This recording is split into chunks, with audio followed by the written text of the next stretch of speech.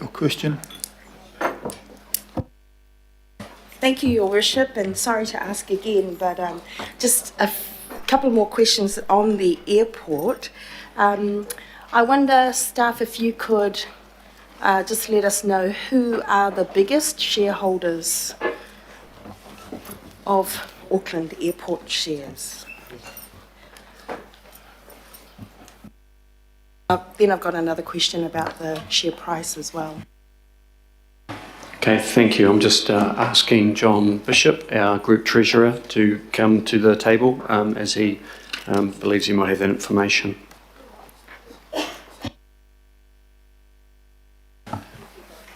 Yeah, thank you, and through you, Chair. Look, I haven't got the specific information.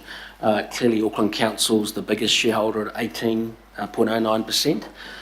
Most of the other shareholding is quite widely dispersed, with a number of New Zealand offshore institutions plus retail holding. Yeah, kia ora. And yeah, thank you for that, because I think the point I'm trying to make is it seems like it's being downplayed what our holding is or what our stake is in the airport, but in fact we are the biggest shareholder by more than twice. I think the second biggest is only about 7%. So although it is 18%, 1809, and it doesn't sound like a lot, it actually is significant.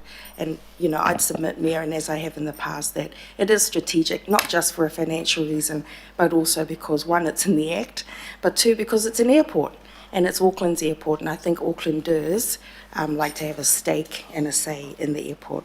My second question is around the share price. In the papers that we had before us, the proceeds for the sale was based on the price back in November.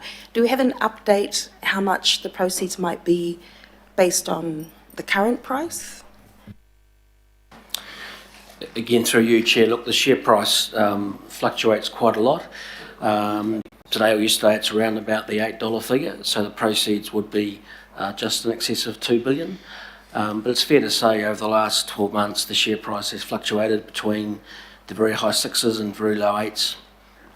And just remember that the share price is focused on forward-looking information, so it's the market's best assessment of the future cash flows that the company might generate.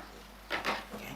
Thank you. In terms of a trend though, for the last, since we've been elected, would you say it's trending up, the share price?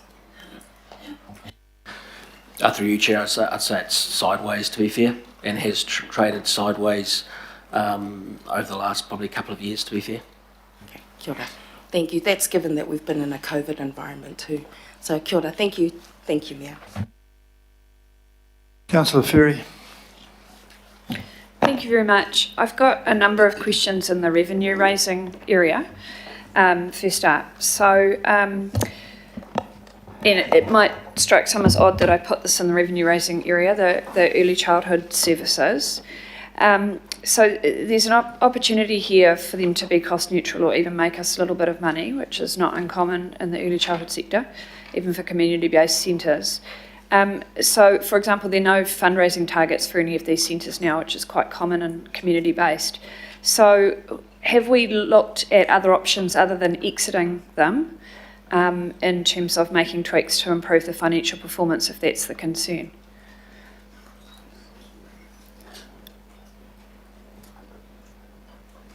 And maybe while Ross is walking up, can I just say we're getting some conflicting answers today and in writing on some of the issues around this particularly. So I'm looking forward to getting some clarification on those over the coming months as we work through the issue. But if I could just ask about that, tweaks rather than to improve financial performance rather than exit. Thanks. Oh, thanks. So through the chair, if I take the latter part of the question to looking at how we improve financial performance, certainly as part of the review work we've looked at, how can you improve the overall operational performance, and some things within there is actually how do you better roster your staffing, how do you make sure you've got the right ratios, how do you look beyond an individual centre into multiple centres. So there has been some work done on there and some things that the team are looking at to implement regardless, to improve performance. In respect of other revenue sources, it's not something I'm aware that we've done any direct work looking for other sort of sources of revenue other than the direct charges that we've got and obviously the subsidy that's coming from the government. Okay, thank you. I'd just note that we haven't had that information around those financial performance improvements put before us, and that might have a bearing on whether there is a saving here or not. Then I've got a couple of other revenue-raising ones. So one's about car parking. So we have talked about this a little bit at a workshop, but I did just want to interrogate it a bit more. So we've got some stuff there around our car parks that council owns, the car parking buildings, sorry, in the first instance. Are they considered to be back up to pre-COVID level now in terms of parking use? Is this the new normal, or are we still at below? Like, have we set a new baseline here? I know we're setting a new baseline around bus use, so are we setting a new baseline around car parking? I'll just invite David Bardsley of Auckland Transport to come to the table. Thank you.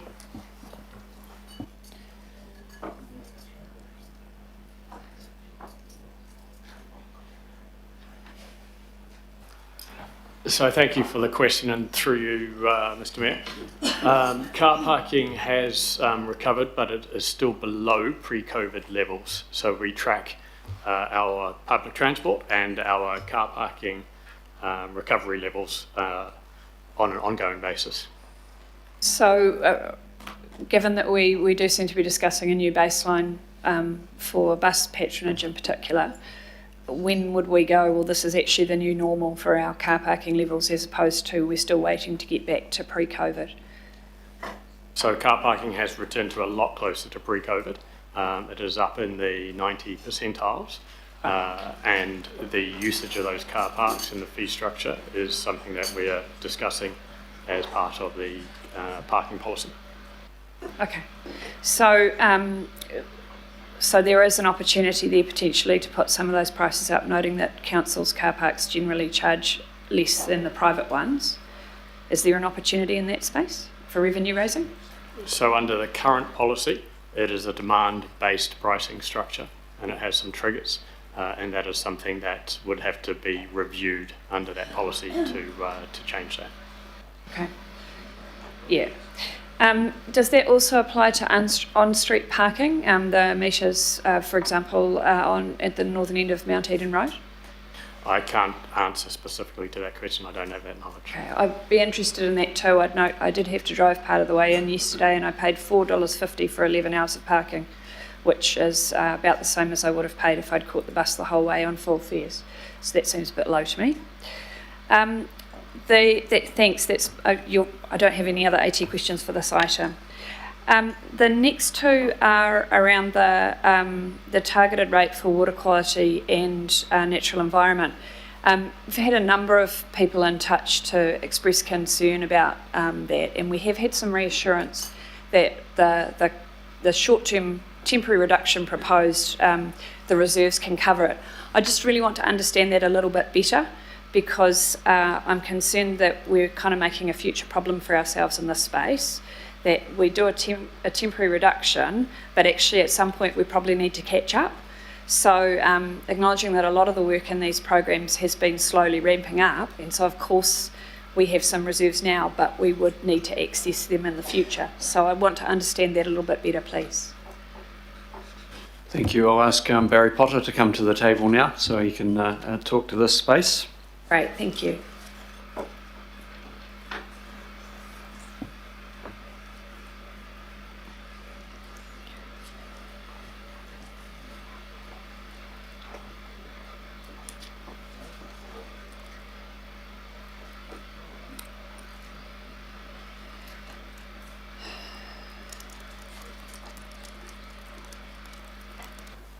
Thank you for the question through the chair.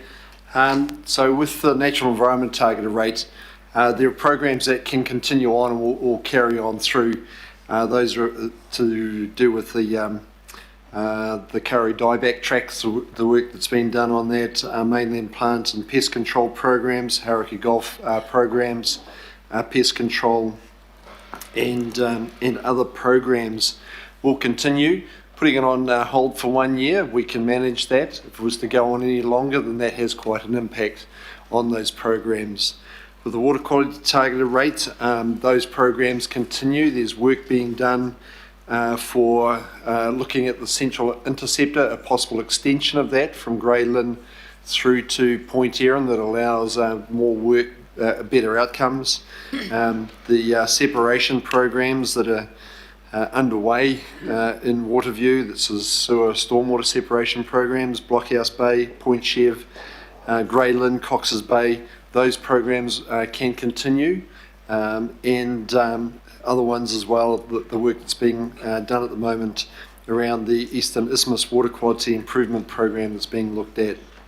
So those programs can continue, but for 1 year we can cover that. If it was to go on any further, then it would have impacts on those programs. So with respect, I don't really feel like I got an answer. I do really appreciate those lists of the projects, but I'd like to understand, if we're not getting some money, what were we going to spend that money on? And I understand there are reserves, but over the lifetime of this targeted rate, we were going to spend all of that money. So we're going to be losing some money in one financial year. What's not going to be paid for as a result of not having that income? Over the lifetime of the targeted rate, it would want to see that extend out for a year and cover that period, so it gets us through a short-term period, but delivers the same outcomes over the life of the program. Thank you, that's precisely what I was after, and I'm personally actually quite comfortable with that, but yeah. Then the long-term differential pause, sorry Barry, this is probably not for you, the long-term business differential pause. The local board I've been on has strongly supported this historically. Is there some room to do some research and some comms around the actual benefits that businesses get from their council rates? Because I think that's been a missing part of the equation, and it would be really important to have as part of the consultation discussion. I think a lot of businesses just aren't aware of how much of what council funds supports them as a business. So are we going to do some work in that space? And then I've got one more short question.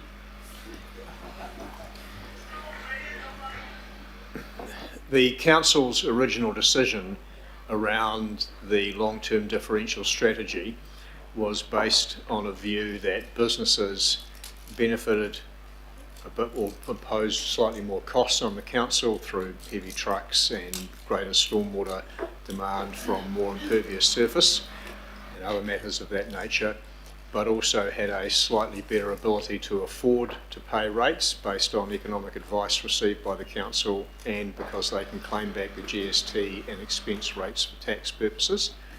But the council felt that the amount more they were being charged than residential ratepayers was too much, and that they would therefore gradually reduce it over time. So some of that work has been done and considered previously when the original policy was adopted.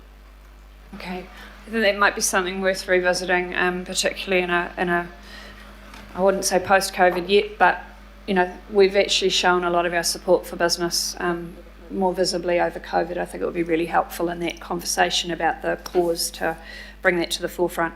My final question. I just might say, as a person who pays both, and I pay them in other jurisdictions as well, actually the differential is quite low here in comparison with nationwide. So in that regard, and there is another thing that I've just been chewing over, which may have some benefit with regards to the questions that were asked by the local boards, which is something of your interest, I must admit.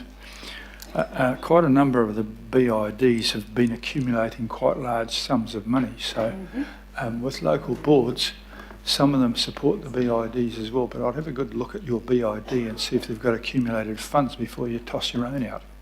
So that's part of my thing about getting them to have a look at every possible thing. I didn't mean to interrupt you. Carrying on with your next question, okay. Council. Thank you. So just finally, going back to the regional grants which Councillor Hills raised, how oversubscribed are these funds already? Are we talking about funds that are already, we get twice the request than we can give out, or 10 times? I think that would be helpful for us to understand. Suggest there might not be a lot of other options for some of the people applying to them. And also, I think Councillor Hill's asked around this, but I think it would be good to maybe get an answer later in writing about if there are some scenarios about reducing the pools temporarily rather than cutting entire pools, funding pools. Thanks. Not swimming pools. Don't worry, Sean. Yeah.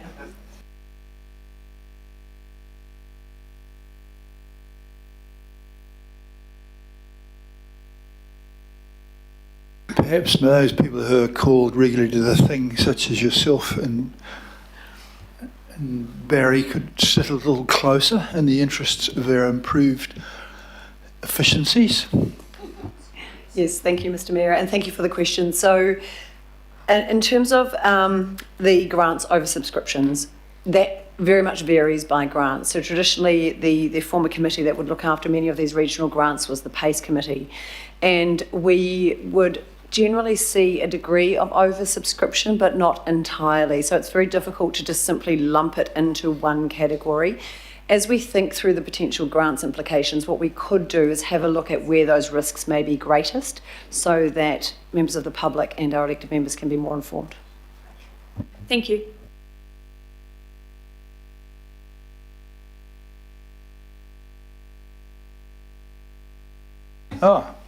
Councillor Watson, please.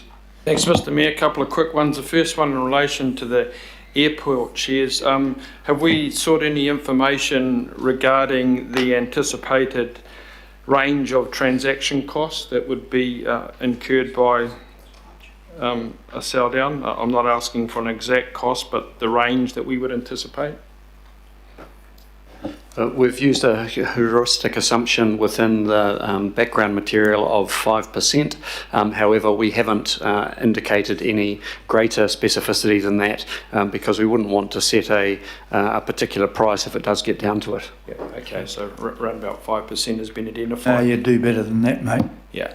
In terms of, so thanks for that. In terms of the resolution we're going to vote on in a minute, and this goes to Auckland Transport, and I understand that resolution from the Transport Board was made a few weeks back.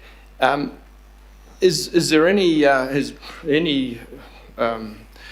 response or willingness to take into account just very recent matters, as recent as yesterday, in fact, where the government has signalled its intention to essentially eliminate the 25 cents a litre subsidy that was given to motorists, and also remove that half price fares for public transport in March. So 4 million's identified up there. I'm wondering, does Auckland Transport, after this announcement, see any possibility, of perhaps cashing in on the 4 million with a greater upsurge in public transport usage as a consequence of petrol going up 25 cents a litre, and B, question the advisability of a 6.5% increase to public transport at the same time as the half price subsidies coming off. So a kind of contradictory questions there, Mr. Mayor, not all that well expressed, but I guess going to one, the advisability of putting up PT prices at the same time as the subsidies being removed, and alternatively missing out conceivably on an opportunity with a lower PT or retaining the PT pricing regime to attract more people to use it rather than putting up the price. It's a bit convoluted, but I think you get the gist of what I'm getting at. Thank you for the question. I'll ask David to come to the table again. I do know that they were expecting the half price fares to come off, and that was within the consideration set when they were the board was looking at their price. In terms of public transport patronage impact of the fuel tax going back to its normal level, I'll pass to David. So thank you for the question, Councillor Watson, and through you, Mr. Mayor. I believe there are two elements in that question. The first is around the fare setting, and I draw the attention to the half price fares currently is about who pays for that fare. So currently that is split between the central government funding that and the user of the service. In terms of setting the fare price, fares do not cover the cost of public transport services. There is a delta between the two, with the costs being higher. We've suffered inflationary pressures and those costs have escalated. So any change in that, or any change in that fare, or a decision not to take a fare increase, increases the amount that has to be funded between Waka Kotahi and Auckland Council. So I think that is the answer in terms of the fare piece. And in terms of our patronage targets, the patronage target for the 23-24 budget year is a growth target, and we are not there at this stage. We have activities in place to try and get us to that, but it is still a challenging target, and it would put us in a sort of recovery mode post-COVID. The half-price fares is difficult to quantify exactly how much impact that has. And if you come back to that patronage target, it is a challenge, and we have active programs to try and meet that challenge. Good question, but very political, that one from, I think the half price fares is more about votes than passengers, but Councillor Filipina, please. Thank you, Your Worship. Tēnā korua. And I just wanted to see if Claudia could come up. I just got a few pātai in regards to Kāori kids. Tēnā koe te rangatira, tēnā koe Claudia. In regards to the Kāori kids, what are we in regards to any payment or anything else that we do from a regional perspective to have them in the centres that we do?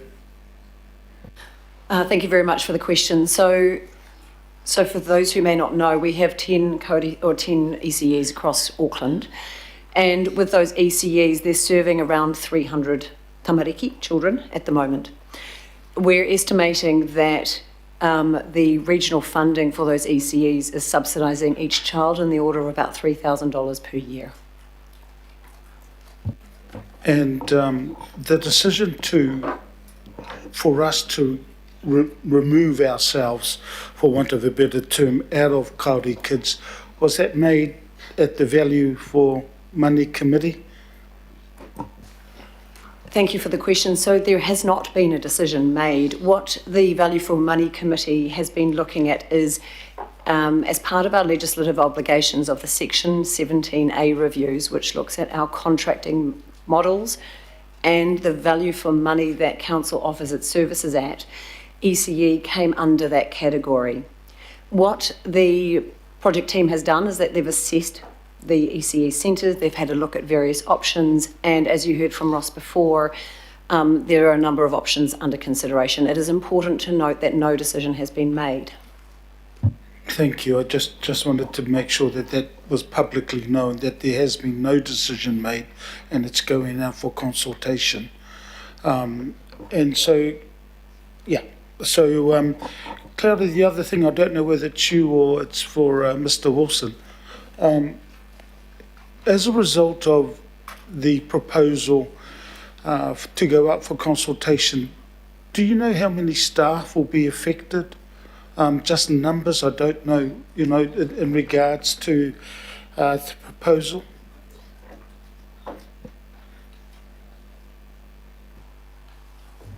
Sorry, Councillor, and through you, could you clarify the question? Do you mean with respect to ECE or more generally? No, this is why I said it could well be answered by Mr. Wilson or even yourself if you wish.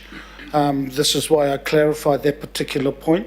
The reason I'm asking is that there are some information that I have that there's going to be some staff affected by the proposals that's going out for consultation, and for me it's about a numbers game around the staff, And when I say numbers game, are we looking at 20, 30, 40, or is that information that can come back to us or to me over the January and then coming back to council in the February, March month? Through your worship, I'll take that one. The answer is no. We don't know with any accuracy the number of staff who might be impacted. That's going to be an evolving thing to clarify over the coming months, Councillor. We'll keep you advised of that. We've messaged this at a high level into the organisation, so there are no surprises, but also sensitively, you'll understand until we've got plans. Yeah, that's why I didn't want to sort of get into the details as to where this could possibly happen. It's more a generic question, so I'm glad with the response that I've got from Mr. Wilson in regards to there are going to be some, but then that'll come back to us next year. So I then just got a few, Your Worship, I got a few pātai on the airport shares. So would that be, kia ora, Claudia, ngā mihi ki a koe.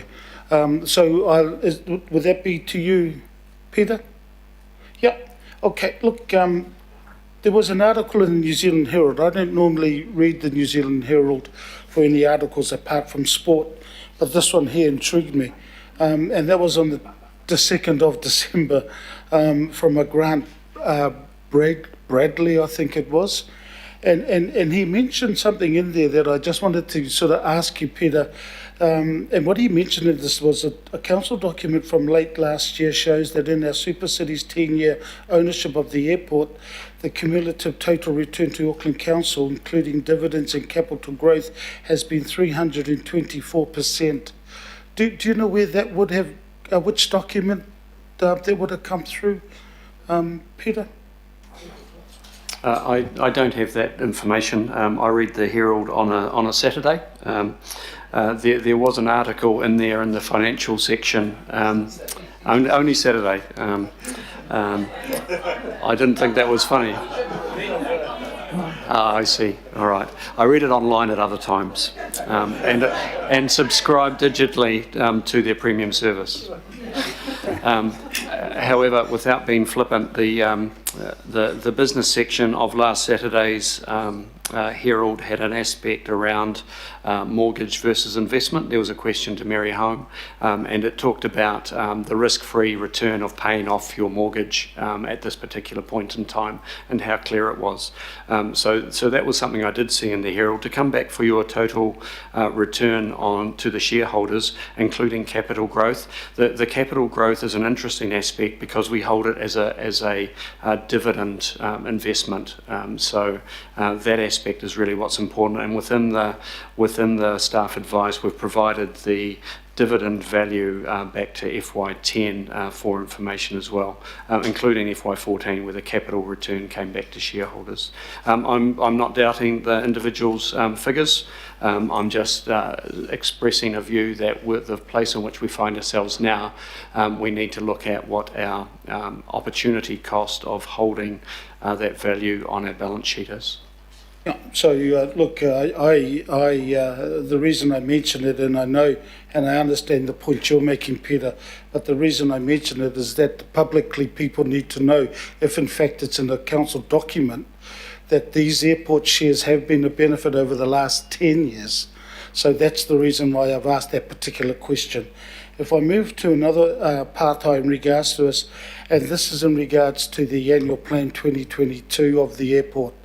And I mentioned that a few weeks ago in regards to the profit and how they forecast 100 to 130 profit after tax of 100 and 130 million.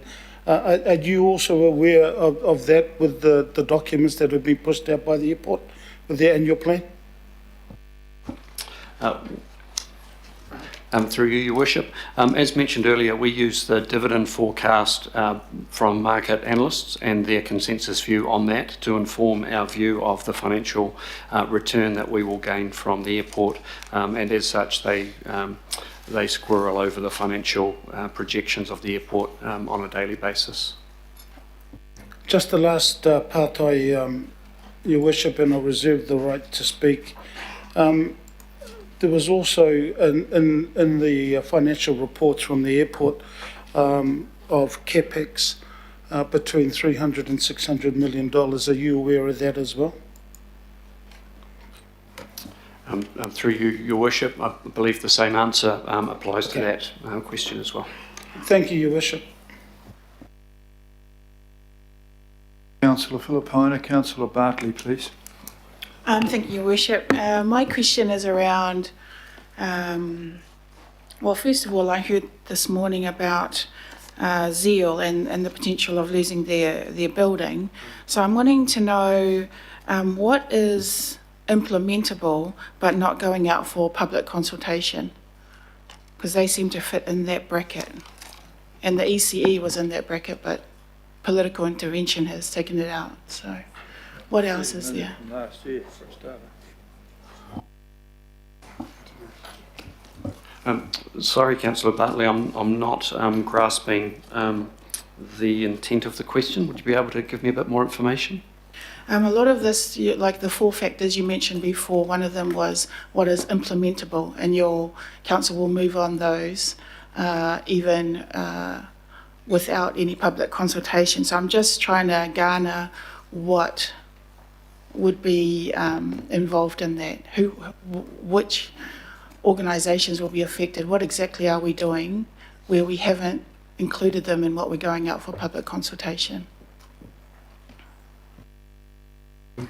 So what we've done here is we've looked at a wide range of possible cost savings, and then we've run a lens across it around what are the things that are material or significant in accordance with the council's significance and engagement policy. So some things that are more back office support functions, those kind of fit within the delegations of chief executives across the group.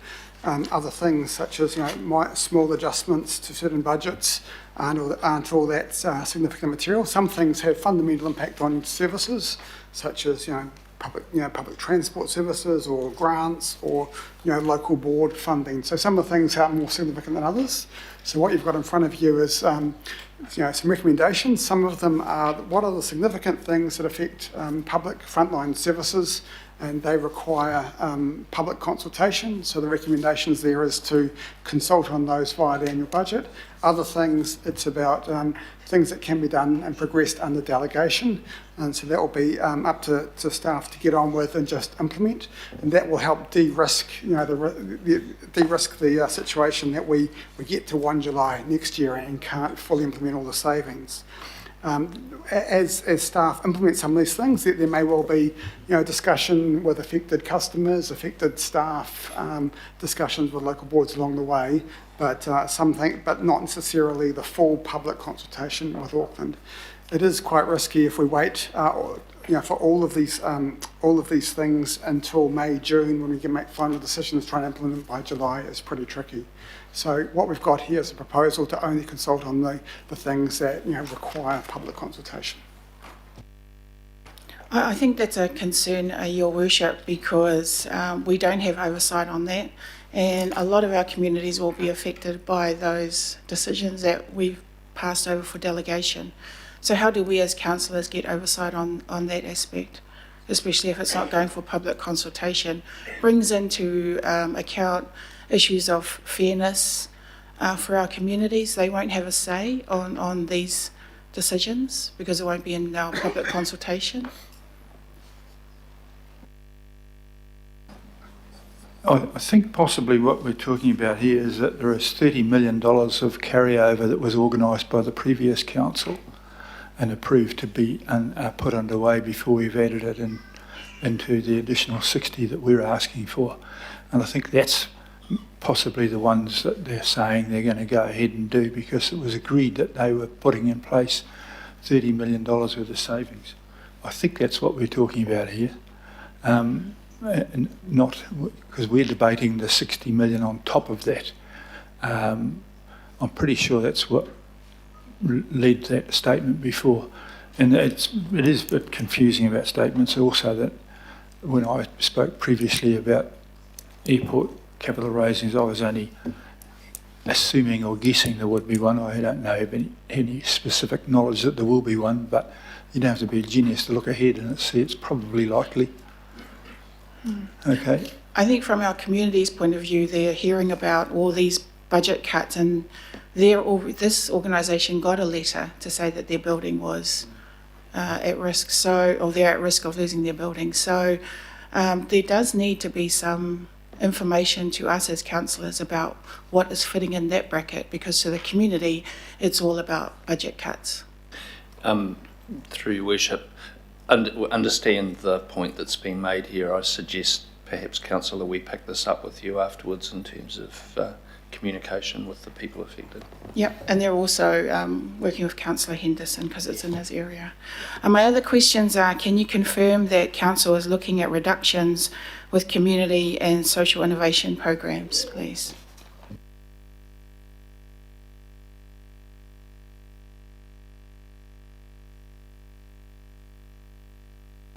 Thank you very much for the question, Councillor Bartley. So the Community and Social Innovation Program is part of a broader spectrum of support that Council provides to our communities that land in the economic and social development space. So one of the options that has been put forward that would go to consultation is how can we potentially reduce the expense on Council of running community and social innovation programs. Many of those programs at the moment are funded by central government. In the current forecast financial year, that's about 70% of the program is funded by central government and 30% is funded by ratepayers. The intent could be variable. We could look at options around how do we get extra central government funding, extra philanthropic funding, or potentially make cuts if that were the direction that we received. So the answer is yes, we are looking at reductions. We're looking at improving our operating position.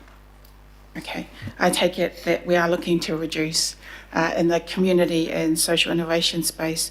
Would you know the value dollar of the contracts that we receive from external partners, government agencies in regards to community and social innovation, please? Thank you for the question, and through you, Mr. Mayor. So we have about 15 million that we receive through central government funding for the community and social innovation team. We receive a variety of other central government supports as well through other services and other directorates. Is it fair to say that if we are looking at reducing our function in the community and social innovation space, that those partnerships and the money that comes from them are at risk?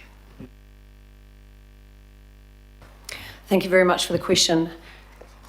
We would like to hope not. The mahi that has occurred has resulted in some excellent outcomes for communities. And if we were in the direction where we needed to pause or stop some of that funding, then we would need to look at alternative solutions. There could be a risk if that funding were cut that some of the communities whom they currently serve may not receive the supports that they need, and there could be an economic or social impact as a result of that. Thank you for that. I think it's a clear example of where council is doing more with less. So I appreciate the questioning. Thank you. There is actually opportunity for more income from the government from some of these things as well. Of course, it's not just a cut there. Councillor Leone, please. Kia ora. My question is just around what we've looked at in terms of assets. So I know that we're obviously looking at having a low rates rise, and that's focused on supporting our families given that we're in a cost of living crisis. But I just wanted to check before we obviously look at having to cut funds in the arts community and sports area, have we looked at all other assets, selling assets, including the golf courses and things like that? I just wanted to get confirmation on that. Thank you, Councillor. I'll bring Ross Churnside up to the table again, as there's attachment B to item 16 in your agenda today. and I would not be at all surprised if it got lost in the bulk of paper today. There is a look at the potential sale of council property assets. The dimension, of course, which we're juggling as well as looking at those assets, is the time frame and implementation aspects to them. But Ross, do you want to talk to your paper briefly? Yeah, thank you. And I think the timeframe's the key point. There are other opportunities around council assets. Councillor, you raised an example there around golf courses. These are probably more things to be considered as part of the long-term plan and beyond there, given the time it would take to implement any such decisions. The other element is there is already quite ambitious targets for proceeds from asset sales built into the current 10-year budget, and we're working our way through achieving them. There are some upside potential there, but they are get harder and harder to implement.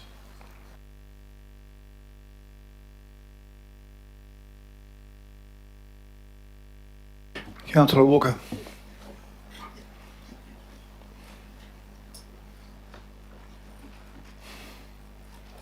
Ross, if you want to stay there. Of course. So I've just got a couple of questions around the information that we're going out with, particularly in the extra attachments. And really all I'm interested in is an answer is a yes. We have some information around assets sales, and amongst them it mentions golf courses. It references a golf investment plan that's largely been discredited. It also contains information suggesting that a round of golf is costing the council $500. Now, my particular concern, and again I'm just interested in a yes around this, is if we're going to go out with that sort of information around golf, can we go out with that information around every other sport for comparison, so that Aucklanders know what the relative costs are of sport if we're going to make those kind of assessments? Can we also receive information from Golf New Zealand and Auckland Golf and others around the veracity of that sort of information? Because I would suggest that it's not helpful.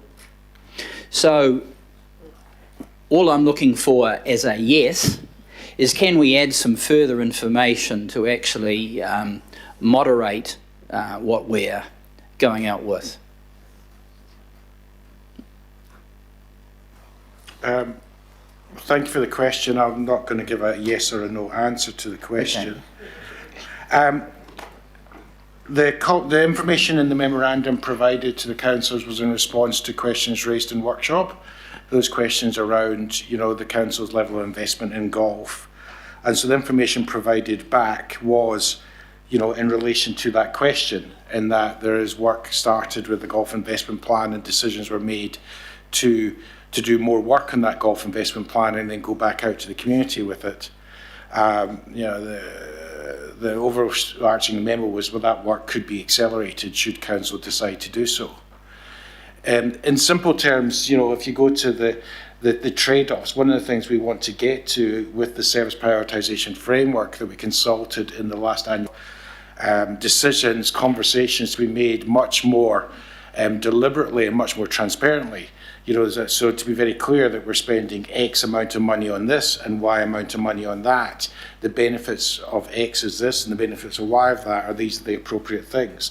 So that's a longer way of saying yes to, I think, Councillor Walker, that you should be able to trade off or compare different services in the same way, but not necessarily yes to going out in the consultation document, because there's nothing actually in there around golf per se in the consultation document.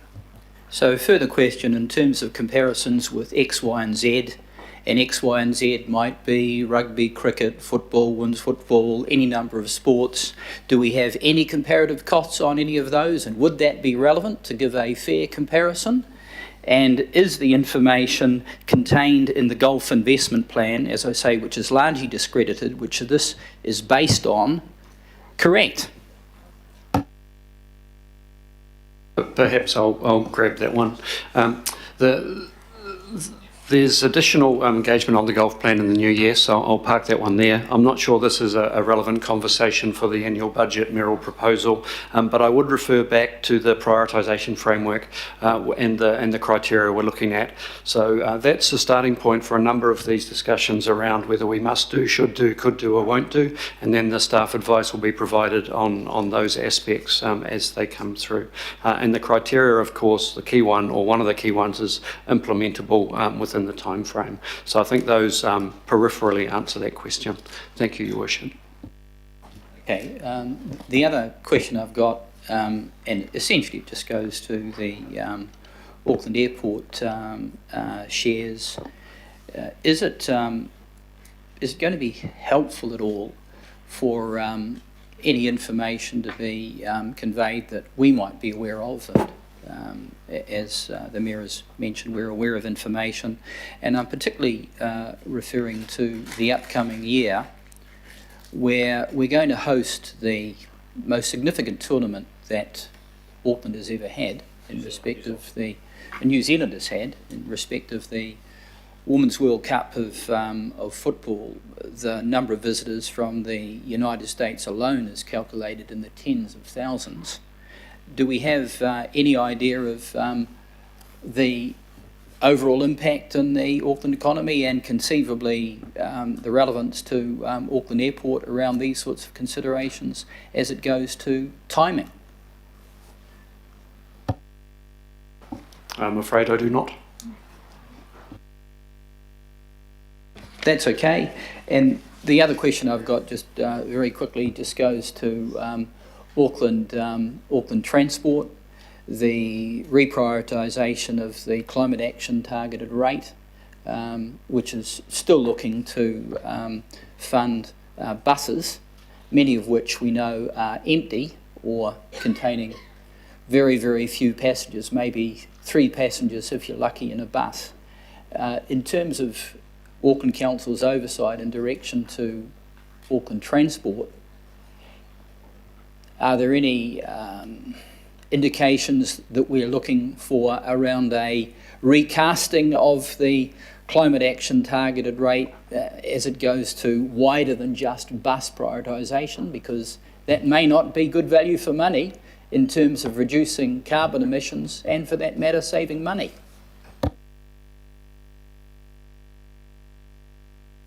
The climate action targeted rates in the next item on the agenda. At the moment, there's no proposal to look wider than just adjustments to bus services through this annual budget. But that's stuff that can be considered and looked at going forward. And there's now a climate action target rate governance group that's been appointed for this term of council, and that would be appropriate things for them to appropriate matters for them to look at and could feed into the LTP budgets discussions. Thank you. I've got 2 last questions, and please keep them to what we're discussing, not the next events. Thank you, Councillor Darby. I'm sure you won't do anything silly. One last one from me, Mayor. Thank you. It'll be brief. I have a question for the Chief of Strategy, please. And thank you, Megan. Noting there's no climate impact statement on the Mayor's proposal, that is the paper, and I appreciate that it's early days, Mayor. And reflecting on an earlier question I put to Peter Gudsell and his team, Megan, about looking at the financial response, having that be viewed through a strategic lens, e.g. looking at equity, looking at climate, looking at all the subsets of the Auckland plan, transport emissions reduction pathway, etc.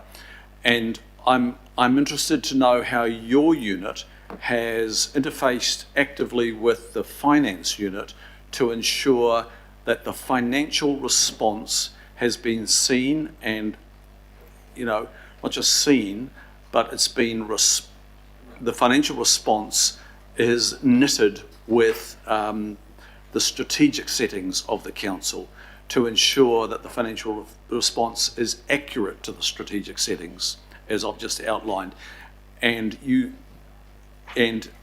actively being alongside your unit and people like the Auckland Transport Strategy Unit on the transport components, etc. I think you know where I'm going on that. So I look forward to your response, please, Megan. Through the Chair, thank you for the question, Councillor Darby. There has been some work together across the group, but also particularly with finance, and probably more particularly around some of the transport work. But given the time frame, and this has been responded to in other questions, I couldn't say that there has been a consistent or full kind of strategic lens put on this. In terms of putting it out for consultation, this committee will make that decision, and then there is work that we need to do to come back to you with the questions you've raised today, plus this one around, and what could the package look like then for your ultimate decision in kind of May, June next year. So there's been some, Councillor Darby, but not full. Thank you, Megan. Thanks, Mayor. Councillor Lee. Mr. Mayor. A question in relationship to the recommendations as opposed to the proposal per se. So the recommendations are to give expression to the Mayor's budget proposal. In A, we have stated agree to a preferred mix of budget levers to address the estimated 295 million operating budget for 2023-24 as the basis for consultation, etc., etc. Are we saying that the items in Roman 1, A, B, C, D, E are actually up for public consultation?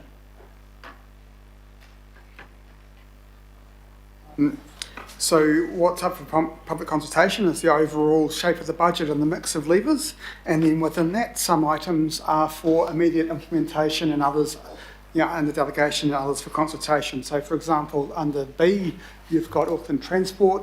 Decision has been made by the board around fee increases, and that will be implemented this financial year. So that will happen before the end of consultation. But other things such as the more substantive and OPEX reductions that impact on services, and things like rates increases and airport shares, all those things are subject to public consultation. So what the recommendations try to do is make it clear what other things we're consulting on and what other things we're just getting on with. So the long-suffering public transport users are going to be hit with a 6.5% increase. There's no opportunity for them in this process to say no, overwhelmingly we don't want that, and the council will then listen, or how does that work, or is this already set in concrete and nothing can be done about it? What is the answer to that? The answer to that is that's an Auckland Council Transport Board decision, and you're right. You know about the Pay council, attention. the Auckland Transport Board is not always right, Mr. Mayor, and you should know that. And don't always listen to good advice. So, can the public submit on that fare increase or not under this framework? No, not under this framework. So why is it in there? But anyway, let's move on. Moving on to, given the rationale for the selling of the airport shares that this council inherited from far-seeing regional leaders from the past who built that airport and handed it down to us as beneficiaries, the whole rationale was to, because of debt, increase in interest rates and so on. On E4, we here are meant to support a modest increase of up to 75 million of additional debt funding of the capital program, which will free up rates funding for operating purposes. So we've been asked here to increase our debt at the same time as we're meant to be selling airport shares to reduce our debt. Have I got that right? So there would be a small increase under that in relation to that 75 and a much bigger decrease from selling the airport shares and using the proceeds to pay down debt. So the overall net result would be a large decrease. I'll leave my comments to later. Is that so? That 75 million is I take it that is principal you're talking about. So what that is, we have a depreciation funding policy. We have targets that determines how much of the capital program is funded from debt versus from rates and current revenue. We're not quite up at the limit of that policy, so there is more capital expenditure that's currently been funded from rates, and it could be instead funded by debt. So that's what that bit relates to. It's just about the mix around how we fund the capital program, and it's taken on a little bit of extra debt in that space. That's what it is. But yes, when you look at the overall debt, you have to consider that and the airport shares transaction. Thank you very much. Just for clarity, I think that the proposal is by selling one, you reduce debt by 2 billion and you add a little 75 back to cover the shops. Where the value we've had from the airport is that it's an asset against which you can borrow, but we've borrowed too much. Oh no, there's one more. Sorry, Shane Henderson again. Yeah, sorry, Mayor. Thank you very much for this. I just wanted to get clear for the public that may be following along to this. If this gets passed today, can you take us through the next steps on the consultation and what happens after this? So if this gets passed today, there's certain items within here that will be implemented under delegation, but then most of them will be ones that go forward through the consultation. The next steps from here is that staff will prepare consultation materials that sets out items of consultation, that sets out this preferred mix of levers, and within that, if you agree to the proposal to consult on changing the airport shareholding policy, that requires a statement, a proposal to amend the long-term plan, which requires audit. So we will go through that audit process. We will then come back to you in early February and share with you draft materials and talk to you about the consultation approach. And then mid-February, we'll be asking the governing body to adopt the materials, and then consultation will start probably in late February. That's really helpful. So just to be clear, this vote is not on supporting the levers per se, it's on supporting it to consultation and then asking the public what they think. Correct. As you can see, that says agree to a preferred mix. So you're saying here is a proposal, this is the preferred solution, but community, what do you think? And there's plenty of flexibility to make changes based off that feedback. I just refer you back to item 7, which was explaining that, but nevertheless, thank you for that. We've now reached the end of the questions, and if your staff would like to remove themselves, we can go into debate. I'm aware that it's 1 o'clock, so we'll see how we go. At 1:30, I'll decide whether we're going to stop and have lunch or we're just going to starve through till night.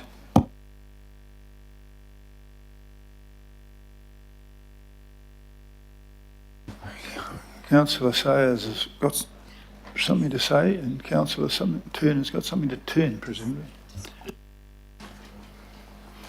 Thank you, Your Worship. Savings ideally need to come not at the expense of lowering of service levels, lowering of community facilities, or decreasing access to those communities' facilities. So for that to occur, there needs to be bigger savings in the operational costs from our council-controlled organisations. This being from Auckland Transport, Eki Panuku, our urban regeneration arm of council, and also Auckland Unlimited, our economic and cultural agency. Further to this, there is about 1.2 billion, I'll just repeat it, $1.2 billion reported across the group's annual reports in a miscellaneous column called Other Expenditure.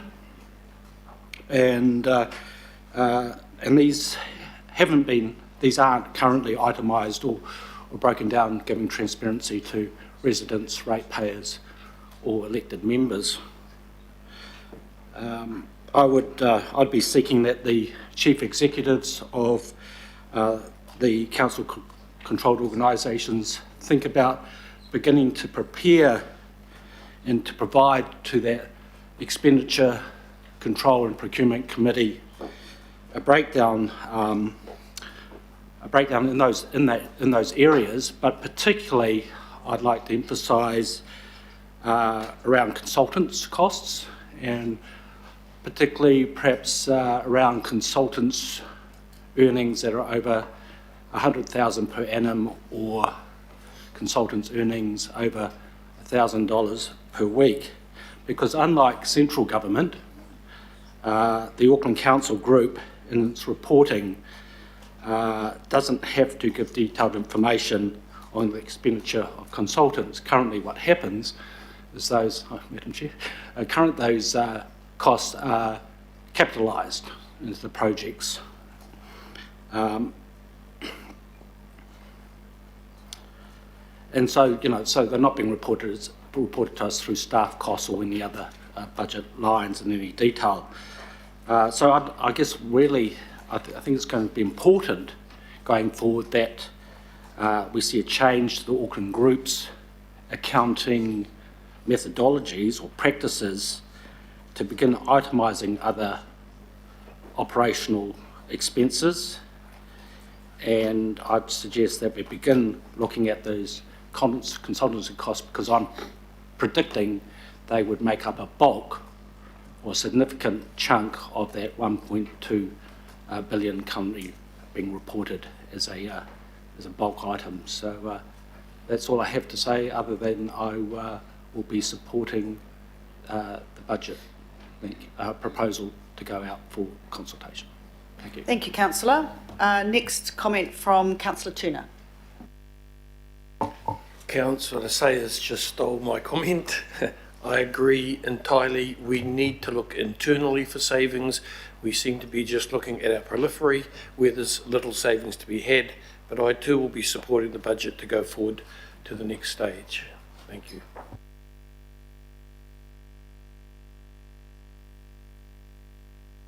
Councillor Watson.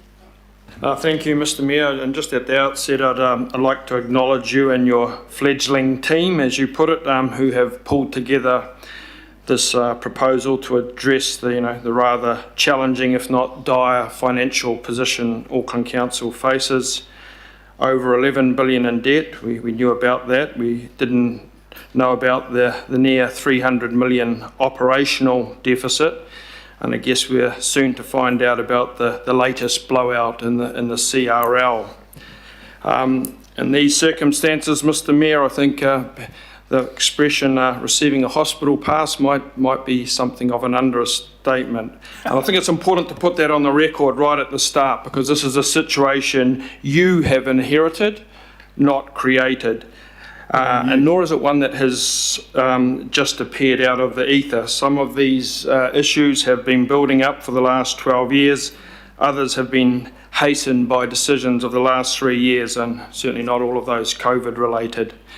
So when I hear the kind of rather trite cliche of pulling different levers trotted out once again, I think, Mr Mayor, we're going to very soon come to the realisation that this is more a matter of totally reconditioning the entire gearbox rather than playing around with levers. And in my view, there will have to be some significant structural changes that emerge at some point from this process. As far as the Mayor's proposal goes, the first point I'd make is exactly that. It is a proposal that is going out for genuine public consultation. Like others around the table, I have a number of questions and reservations. But I will be listening very carefully to what people far more knowledgeable than me have to say about a number of these items, from the Cowrie Kids Early Childhood Centre to the man out in West Auckland who's worried about his Youth Development Trust and the 500 young people that go through that.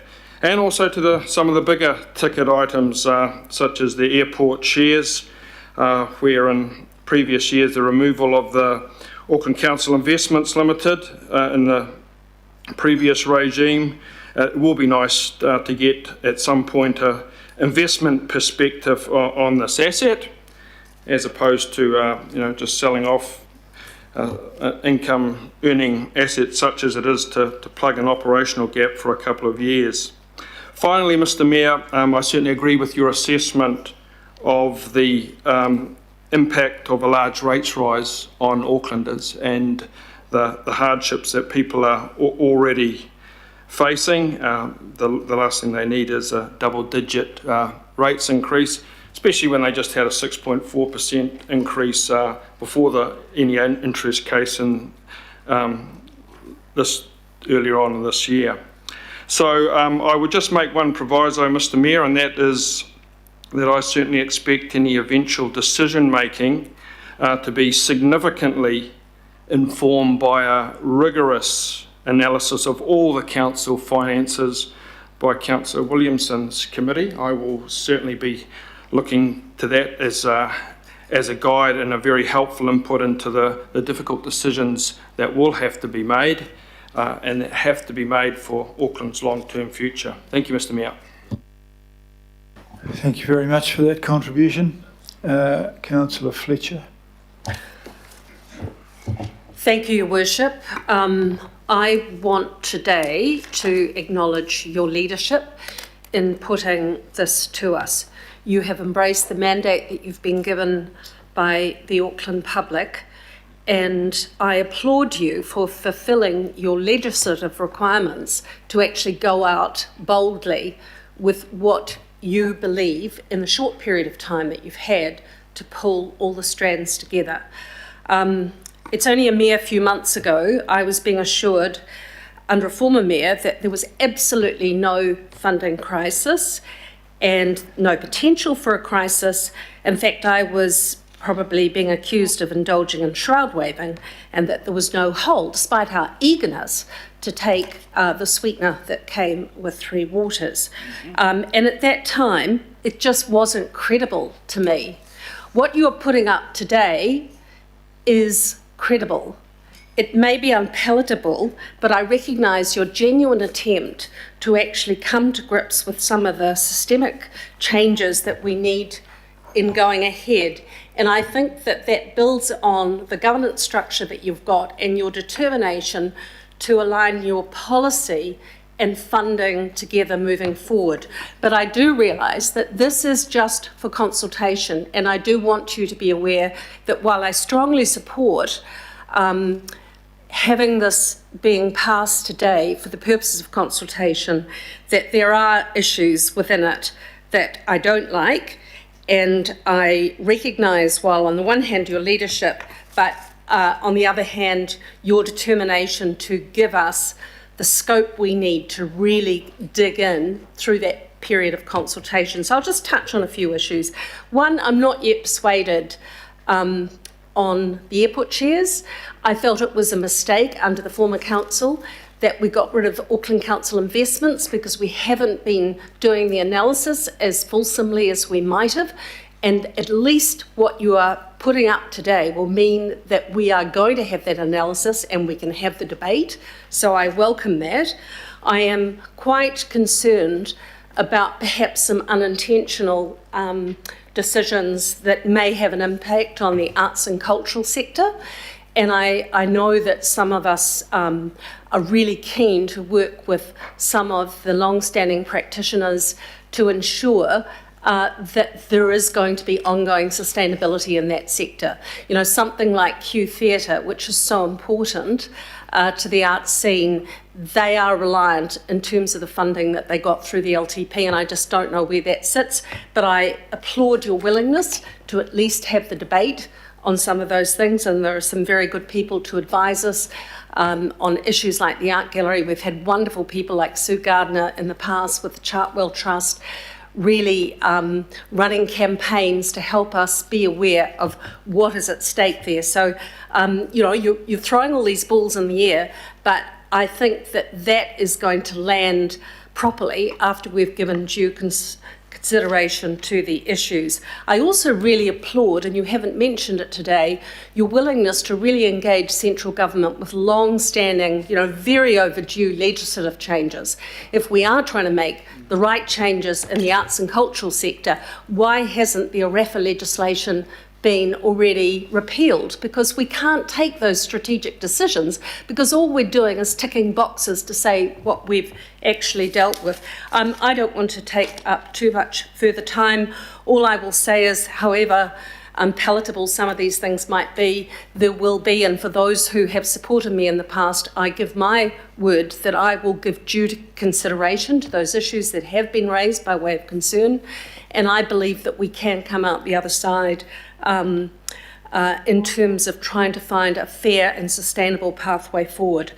But I do support your courage in putting the issues up today. You haven't tried to hide behind anyone's skirts in doing so and sort of engaging us all in endless workshops to get to this point. You've fulfilled your legislative requirement. You've put out a challenging, a challenge to us all. And I hope that the majority of councillors can see fit to support this today and look forward to the debate as we will have it going forward into next year. Thank you. Thank you, Councillor. Councillor Filipina, please. Thank you, Your Worship. Firstly, I want to just take umbrage to your opening statement, Your Worship. And as you know, I would say that, and that was the statement you said around the financial debt you find yourself as left by my previous predecessor. My umbrage to that comment is actually a slight on the governing body in the previous 3 years. That's my point with that. Because can I just say the previous speakers, they've already fallen on their sword. I will not be doing that because I have, in the 19 years that I've been here, I have done that.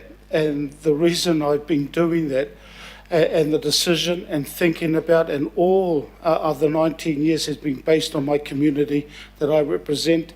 And because we're regional councillors, that include Tamaki Makoto. I also, and I hope Councillor, the Deputy Mayor, doesn't sort of mind if I mention her in this particular point, and that is, she took us through, Your Worship, she took us through the emergency budget, the recovery budget, and I just felt that it was a slight on her as well, and us, in regards to those decisions in the previous term. So, Your Worship, as always, I'll just put that in front of you because you're here, and I waited for you to get back before I mention it. So, Your Worship, I do, however, realise that you're in a point at this particular moment that you've had to put your mayoral proposal in. So, as always, I will be supporting your mayoral proposal for it to go out for consultation. And that's important because I've done that in the years that I have been around the governing body table. I also want to acknowledge all the local boards because, Your Worship, as you also said in your opening address, it is so important to have them on this journey with us.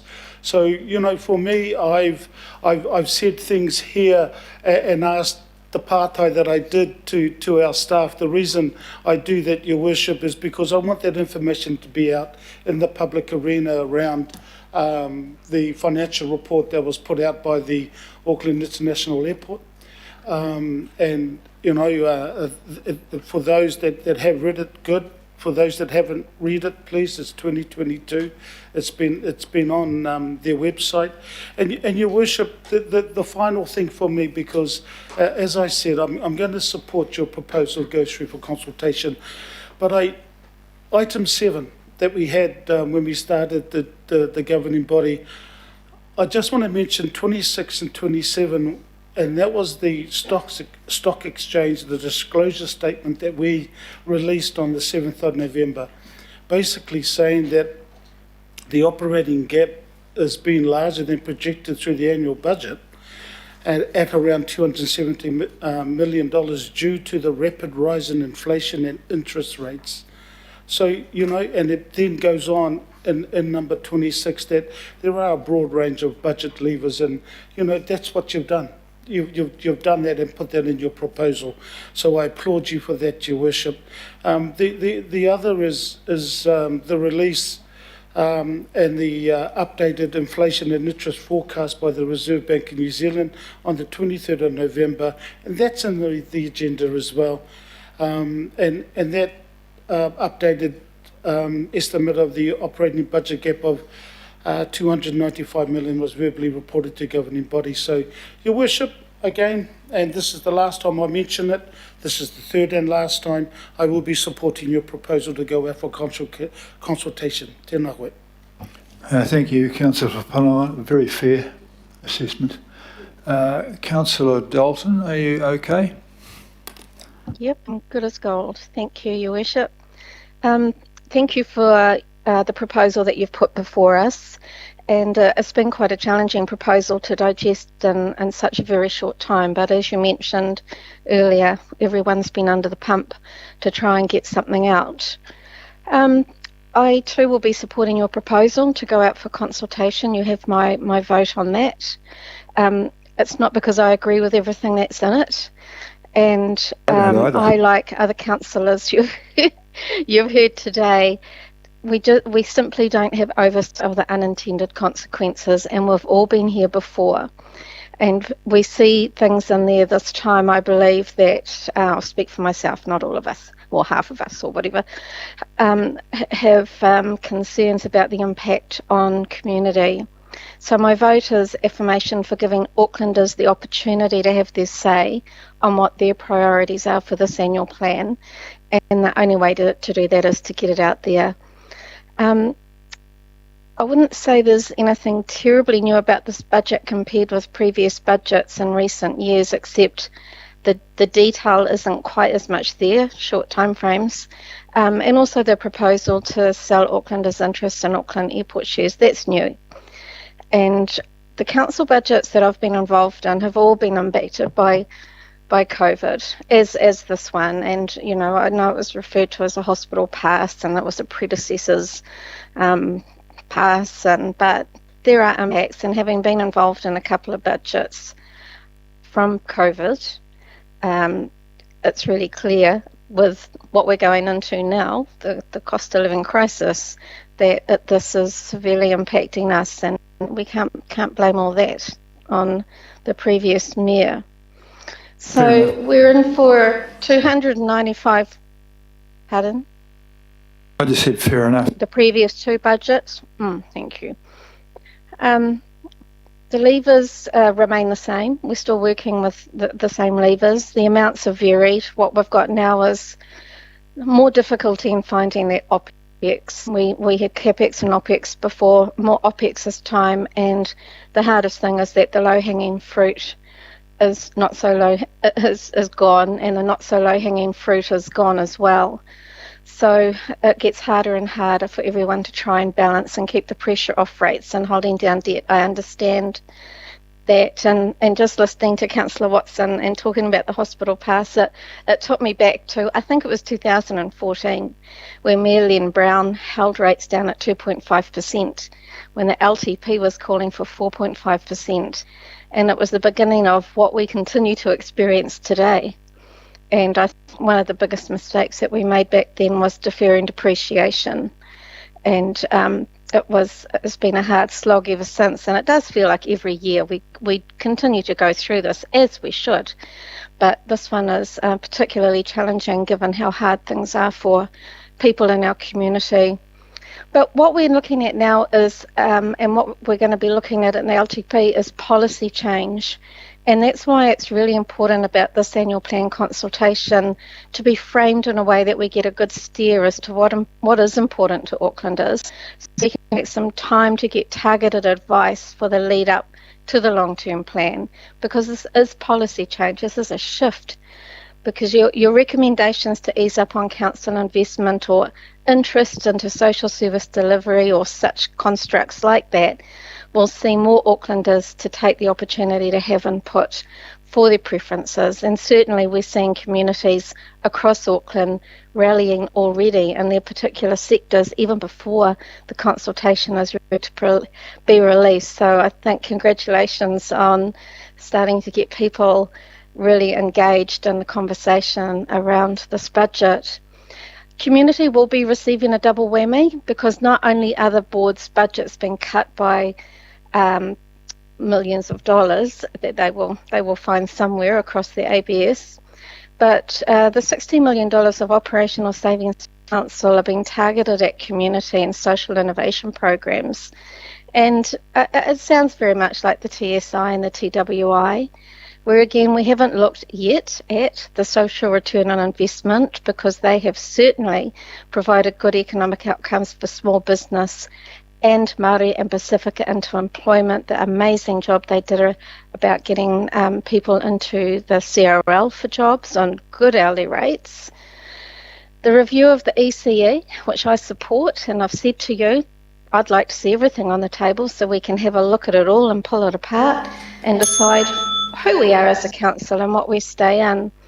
Now, I proposed an amendment for this proposal for ECE to have the implementation delayed until the long-term plan because I think it forms part of a larger discussion around policy and where this council is going to find itself. But my amendment didn't get through because I had legal advice as to that might be a bit restrictive.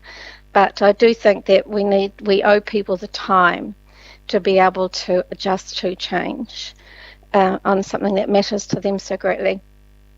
So savings will come at the cost of all the things that Councillor Sayers has mentioned, as that is what is in the proposal for consultation.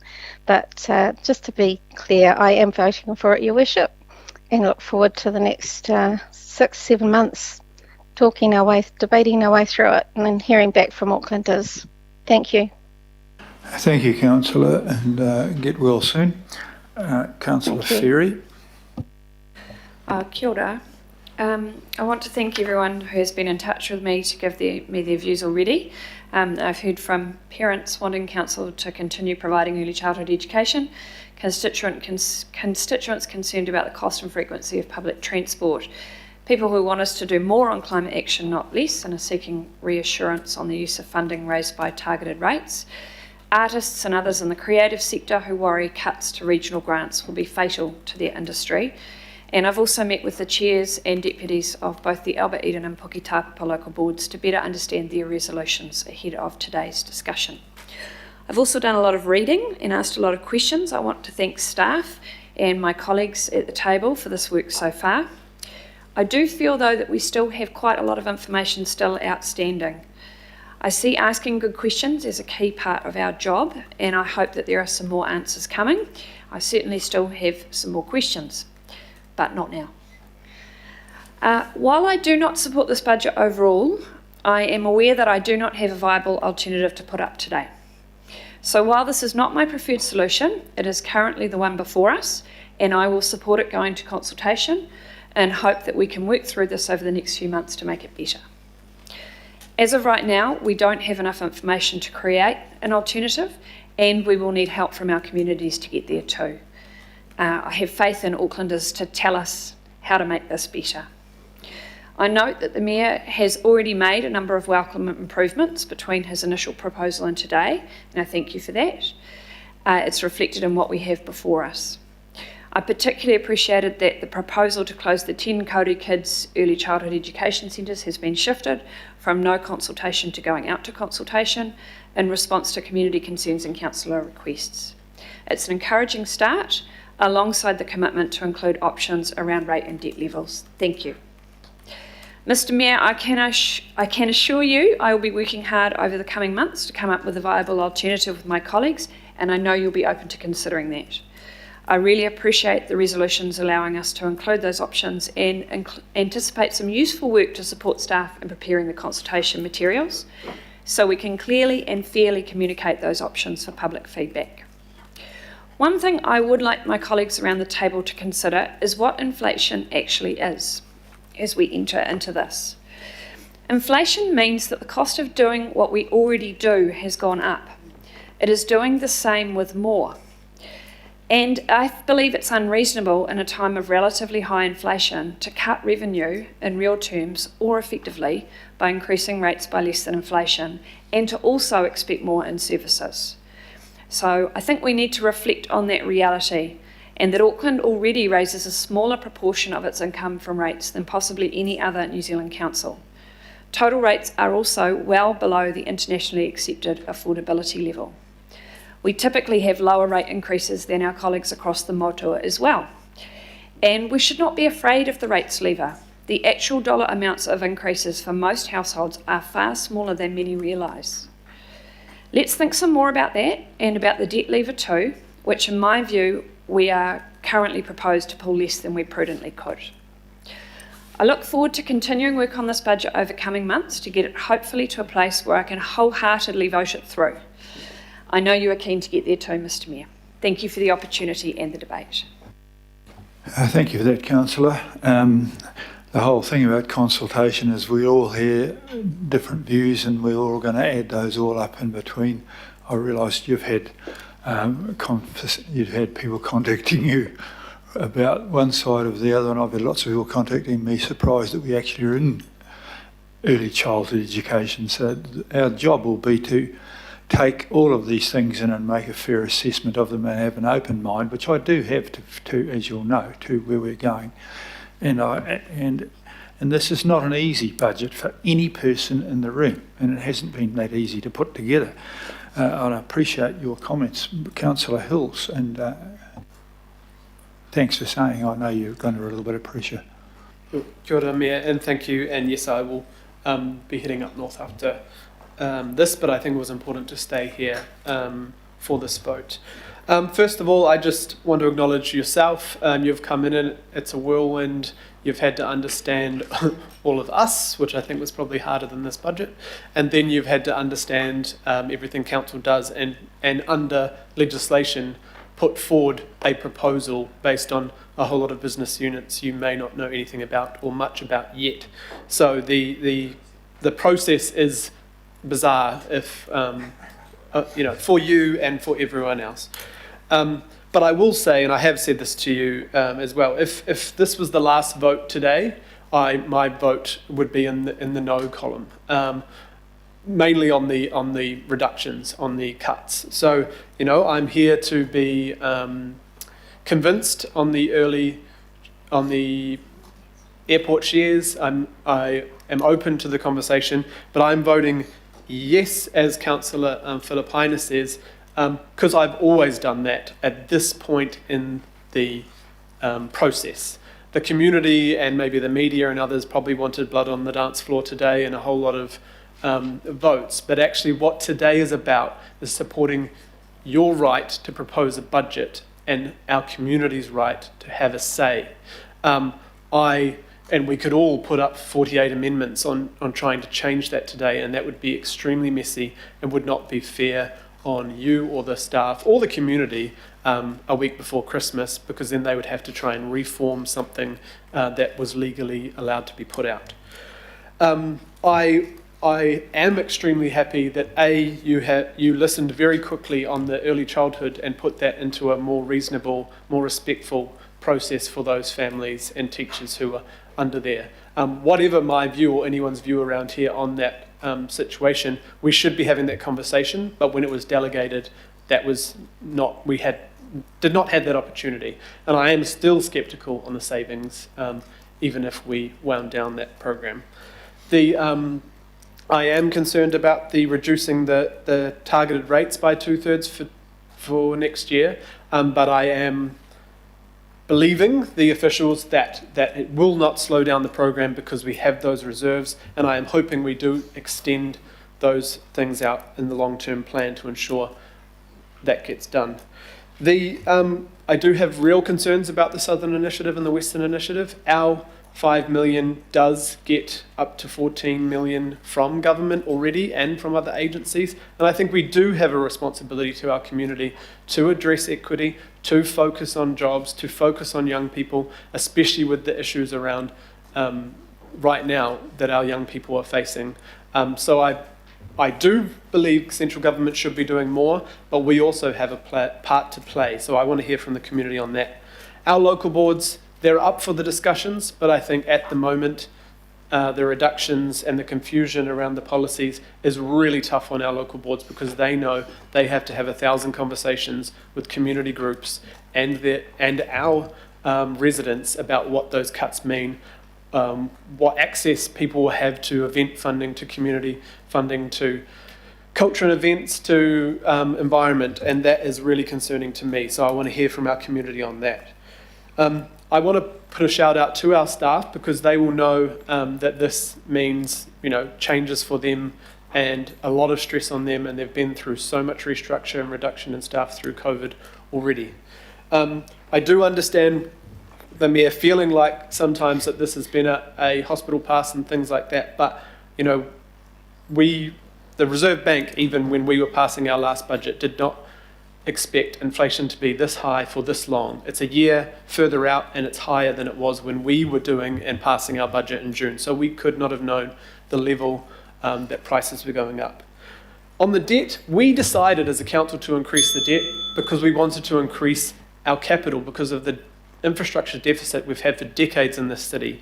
And we were doing $1.3 billion worth of capital 10 years ago. Now we're up to almost 3. So that has to be considered. We're investing in the future, and I don't want us to stop that.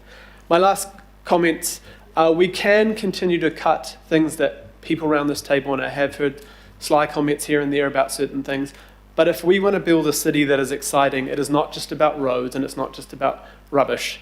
It is not just about rates.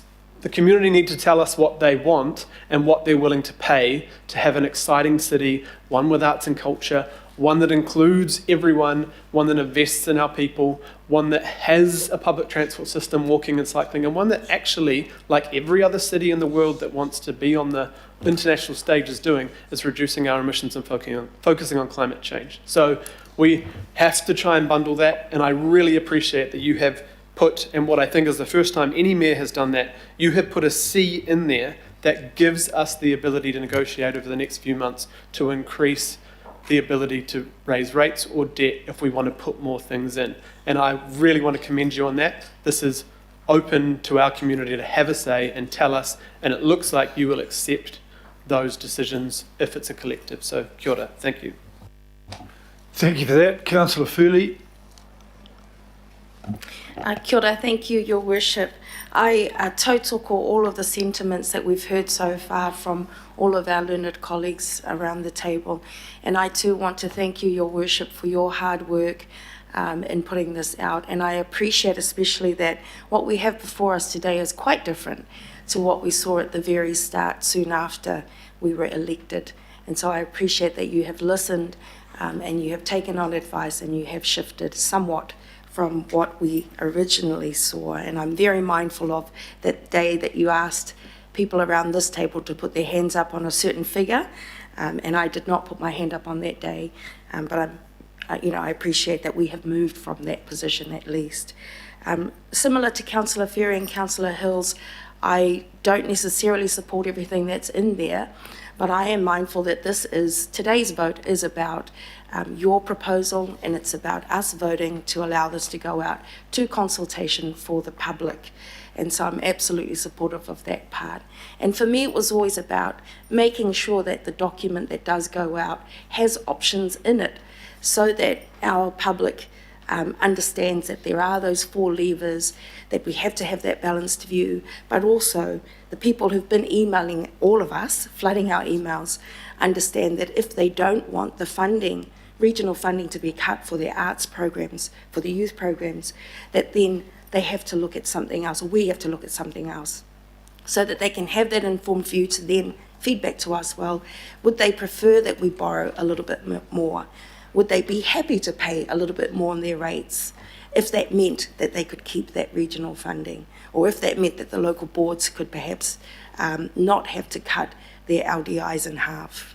And so I appreciate that you've included those options in there, and especially I appreciate today's option that you've included in there to do with the airport shares. And that was all about having those options available for our community to be able to feed back to us what they think honestly in an informed way. I would also like to thank our local boards for their strong feedback. I've been really heartened to hear from many of them about us applying an equity lens, a climate change lens to our decision making, and about the four well-beings as well. And that message has come through very loud and clear from our local boards. I'd like to shout out as well to everybody who's sent us emails. I haven't responded to all of them because there have been literally thousands. But I do want to thank all of the Aucklanders who've reached out to myself and to everyone around the table. We have heard you, and we are doing our best now to make sure that some of the sentiments you've put forward are at least presented as options, and we look forward to hearing your voices as we enter into this consultation phase after today's decision. And that's it from me, Your Worship. I thank you for your hard work, as I said. I thank your staff, and thank all of our staff as well, and all of our learned colleagues around this table. Kia ora. All right, thank you very much. Councillor Henderson. Thank you, Mayor. Look, I'm going to be a little critical, and it's not a reflection on yourself, Mr. Mayor, because you've had an almost impossible job getting this together. I really want to acknowledge you for that, as others have as well. And I agree that it's been a short time frame, and we've got to get this out and get it in front of the public. I want us to consult on this with a really wide, flexible brief, because the public have shared a lot of concerns with us. My email inbox has been flooded as well. But I think all 20 of us working together on this produces a much better budget, and a budget that will serve communities in particular that are less well off. I also want to say, just while I'm thanking you, Mr. Mayor, that you've been very receptive and easy to work with, so just want to put that one on the record. But I need to be frank about a couple of things that concern me here, and West Aucklanders are straight talkers, as you know, and I've talked straight around here before. We have a recent habit in this place of naming budgets. So we've had the emergency budget, we've had the climate budget, the recovery budget. I wonder that without substantial changes, if this passed tomorrow, people will call this death by 1,000 cuts. We've had to make a lot of savings in the last few years, and we've done so, but we've gone from trimming the fat down to the bone, and I fear that some of these cuts are cutting into the marrow. Local board funding, for example, isn't a nice to have. It's a direct delivery to communities. It's often the residents that need the most help in a cost of living crisis, those community groups that help them. For example, Zeal, which was brought up today, the youth centre in Henderson, have turned around the lives of thousands. They've helped young people get off the streets into a better life. Their funding is under threat. Ranui 135 likewise, in the poorest communities in Auckland, gone. Te Waiopireta River Care Group turned $40,000 of council funding into thousands of volunteer hours cleaning up the streams that council should be doing, and they're not. They parlay that into outside funding as well. Without that small investment from the local board, all of that doesn't happen. True. And you'll all have examples of this, so we should be thinking about this over summer. Walking here, there's an artwork outside that says, I think I saw a gleam in Mayor Robbie's eye. You would have seen that one. What would he say about a CCO that cuts $21 million out of its bus network? We're turning a system that's already unreliable and failing suburban Auckland into a total basket case. When you don't give people confidence on public transport that's affordable and reliable, they won't use it. They'll get in the car. And that turns into a death spiral for our services. Our roads will be choked with cars belching exhaust fumes and ending any hope we have of meeting our climate goals. And these are climate goals that we've voted on over and over again here, that Aucklanders have asked us to implement over and over again. So AT is giving us the easy option. I want us to give them to give us the hard option. Reorganise to produce savings that don't slam communities in suburban Auckland. What can we find from the corporate office? I look forward to discussing this expenditure. We've been contacted a lot about regional grants. I think we need to make adjustments there. I think we need to commit to lower income families that they won't lose library hours. They won't have access to public facilities hiked up in their costs and unreachable for young kids. Some services like the West Initiative too, again, they take small funding and they leverage it and they multiply it into a lot of service for the community. People are asking me to save their service and save this and that thing. I hear you, absolutely, and I think that a submission process will give councillors the best available information to make their decisions after the new year. But the $295 million figure is real. We can't wish it away. I can't sit here and say save this and save that without revenue options to balance that. So we have to have a hard discussion about that. And I want to acknowledge Councillor Ferry around the point around rates. In real terms, it is well below inflation. It is year upon year lower than every other city in New Zealand. We're going small on debt too. Even the staff today, I asked them about this and they advised that a temporary release valve would save vital public services and it wouldn't really hit that hard. It wouldn't be that painful. And it's a temporary measure so that we can get to the LTP and we can discuss some of these really hard things. That's the kind of thing we should be looking at. We're selling airport shares and we're paying down debt with it, but we aren't using some of the debt we've already freed to give help to struggling families. The proposal, sorry for the time. Thank you, Greg. I heard an extension over my shoulder. So this is off the back of the Mayor's mandate that he received at the election, and I think it's right that we respect that mandate, and I will be voting for it to pass through to consultation. But after that vote, the mandate passes to our communities, to the public once again. That's our system. From the 16th of January, I'll be visiting every community in my ward. Come and talk to me about it. I would love some feedback. Arrange some discussions with me. I'd love that. I'm almost finished. Thank you for your indulgence. We've heard how this impacts poorer residents and communities. The work hasn't happened in advance of today. I was very concerned about that. Let me tell you, I'm a child of the mother of all budgets. I was 4. I know what it's like to hurt because of decisions made in ivory towers of government that hurt the kitchen table. I've outlined some of the issues that as a representative of Waitakere and Auckland that people are emailing me about, calling, texting me about. Please keep that up. Please lobby us. Please discuss with us some of your concerns. So we're not going to be doing a death by 1,000 cuts. We're going to be providing a new direction and a new vision for the city. We take care of each other. We get to shared vision and prosperity. Thank you.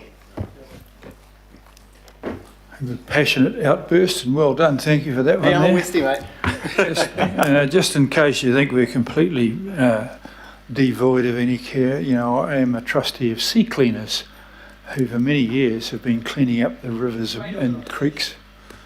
And so we're not all devoid of those things, but I understand that, and I understand the need to consult widely. I have another 5 and lunch is disappearing over the horizon, but so I'm going to force you to wait. Councillor Lee. Thank you, Mr Mayor, and can I endorse the comments of colleagues around the room who sympathise with the burden that you've been handed, a burden not of your making, a burden that we are obliged to share.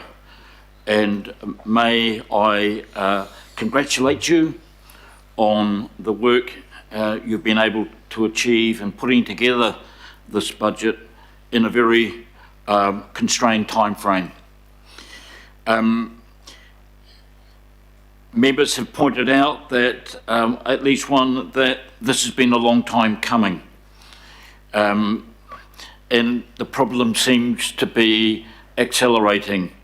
I think Councillor Dalton talked about 2014. I think the problem could go back even further than that, very sadly. But this year, the council had a budget deficit of 127 million, which was patched up, if you like, bridged by better all funding from the central government. We haven't heard much about the rest of the money that was promised or much about the deal that the money was a part of. But leaving that aside, round about election day we heard that it was a $270 million deficit, and then not long after that, as you were settling into office, Mr Mayor, it became 295. One wonders whether that's the end point or not. Now, interest rates and inflation, world interest rates, world inflation have been pointed out as the root of the problem, but I'm not entirely convinced about that at all. I believe, as I've indicated, we have a systemic problem in the council, and my real concern, and I think the flaw in the approach being taken is to rely on the system that got us into this trouble to get us out of it. I'm not convinced that will happen.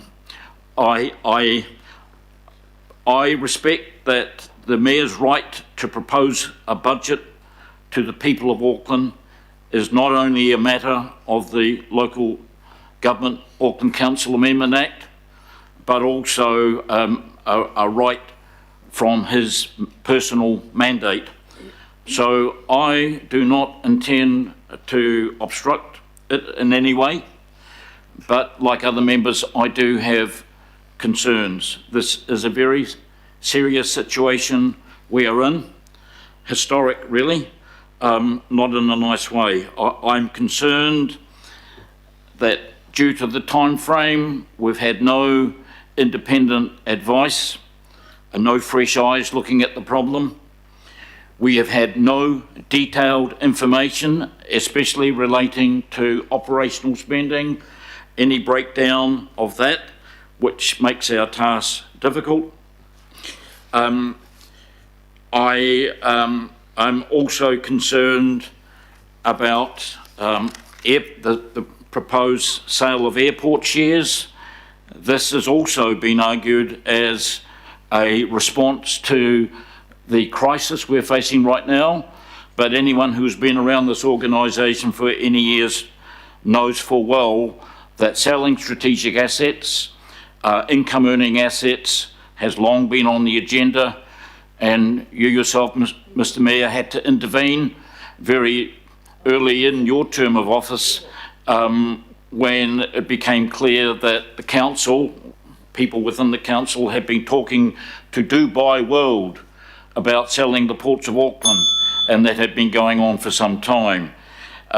So selling airport shares is not a new issue. I believe the last mayor, previous mayor, in my opinion, to his personal credit, rejected that approach with some vehemence, I am told. However, in regard to the airport shares, in 2019 it earned, pre-COVID, it earned 59 million a year. From all our other plans within this organisation, we are assuming future growth for the city, for this region, and therefore have no doubt the airport and indeed the port business will grow in accord with that predicted growth. 59 million is equivalent to about 3% rates increase, and so that'll have to be made up somehow. The rationale is to sell the shares to pay off debt or pay down debt, but at the same time we've been asked to support an increase in debt. So the show goes on, I'm afraid, and that is my concern. The question is, after the airport shares, unless there's a culture change, unless there's a systemic change, what comes next? The port, our regional parks, that is the real concern. In the last few days, we've had input from our local boards, and I must express my admiration for the work, again, in a constrained time frame, the local boards have put in to give constructive advice to yourself, Mr. Mayor, and the governing body. The local boards I represent, Waitemata, Waiheke Island and Aotea Great Barrier, have their concerns, especially the island local boards because of their low population and isolated situation, and especially Aotea Great Barrier. Wholesale cuts impact on those boards, on those communities, disproportionately and unfairly, and that is a real concern. Other members have talked about the concerns expressed by the arts community, and that I've spoken just briefly about AT's proposed $25 million cuts, which I, not being disrespectful, I think is frankly a bit of a joke, given the situation. AT spends about 380 million in OPEX and 375 million in CapEx, and the fact that CapEx is a sacred cow that's untouchable is something that I object to in the council's approach to this.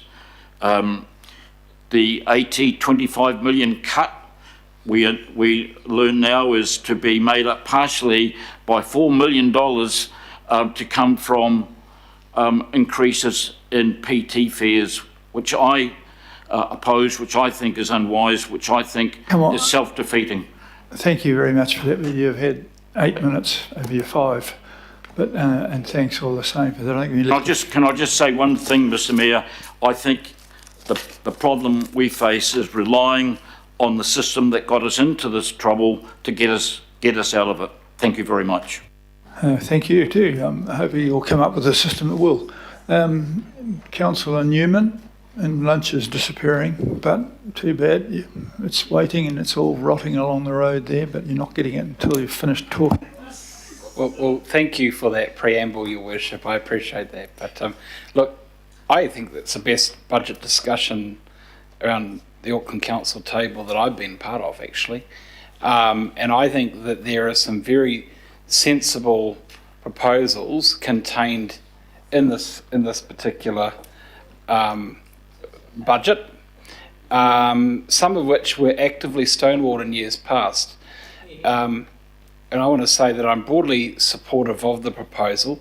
The critical outcome that I seek is 1, a balanced budget, and 2, is a lowering of the debt ceiling for the purpose of de-risking.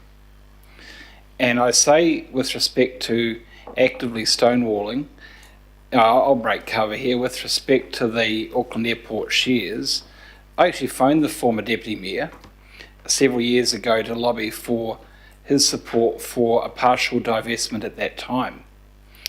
And no one has ever explained to me what strategic value Auckland Council adds to that airport, noting that we don't participate in capital raising.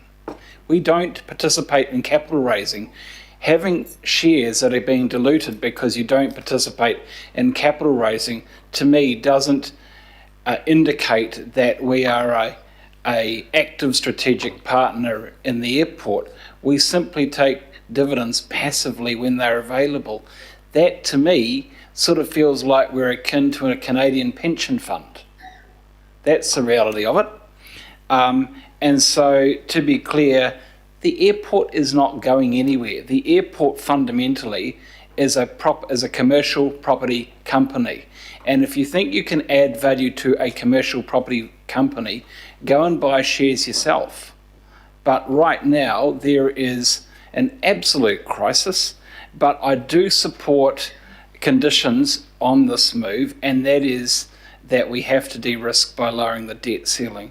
I take the point that Councillor Lee has made, but I do think at the earliest opportunity, because I don't want to get to the point where we dig ourselves out of a hole only to end up back in there, because the same actors that helped to get us to this point didn't change the policy settings to prevent the same outcome. And if it's going to happen in an LTP discussion, Your Worship, that's good, but I really want us to try and be as conservative as we can to prevent that outcome occurring. And that means that we have to permanently depart from what I think is pretty reckless policy making, whereby we once again endorse unfunded mandates that see us adopt strategies such as ghost buses and Tim Tams on the road and other such things, which is what this council does from time to time. I don't want to see that continue. Your Worship, we need to get it to a deal on LDI for the local boards. We have to get to a deal on that. I think that's very important. And I want to say to those people who are expressing concerns about equity issues in South Auckland, if you want to address some of the equity challenges in South Auckland, support the local board's CapEx priorities around their OLEs. That would be a very helpful start. That's what the local boards in South Auckland have been saying, but it's not what we say. We often talk about our concerns around TERP and public transport, etc., etc. Where is the discussion around what those local boards are needing in terms of some of the CapEx needs? Your Worship, I have not voted for some of the target rates that I think have been part of the problem. I didn't vote for the accommodation provider targeted rate. We are in the Supreme Court on the mat on that issue. We could well face an unfunded liability. I didn't vote for the natural environment target rate. I think that that has been a confused muddle. That's why we're carrying reserves in that funding stream. Your Worship, the other thing that I do want to say is that I want to thank Councillor Williamson for the work that he's initiating, and I want to express my support for the objectives and the terms of reference of that particular committee, which was agreed quite some weeks ago. And I want to thank Councillor Williamson for yesterday's workshop. For those people who were able to participate, that was great. For others who aren't on that committee, I would encourage people to attend. Your Worship, the best piece of feedback I think that Aucklanders have given, or can give actually, as an election result. And if anything has come out of this year's election, is that there is a change in the approach to the direction set in the budget setting. And I think that that is not only a result of the emergency situation that we face around COVID, but there is a structural deficit there that needs to be resolved. And my one concluding comment, Your Worship, I want to make is this, is the need for us to be mindful in relation to rate increases in the middle of the worst cost of living crisis in a generation. And I want councillors to reflect on their own personal financial positions relative to the financial position of those people who would be required to pay very substantial rate increases, because everybody who's participating in this vote in their own lives is in a much better financial position than low and fixed income pensioners who are paying rate increases in my ward and every other ward. So thank you, Your Worship, for the proposal, but I do hope that as we go through the discussion that we can negotiate on around a couple of things, starting with the LDI position faced by the local boards. Thank you very much, and I do hope we can live long enough to get to the end of it. I can carry on if you want. I'm sure all of you can.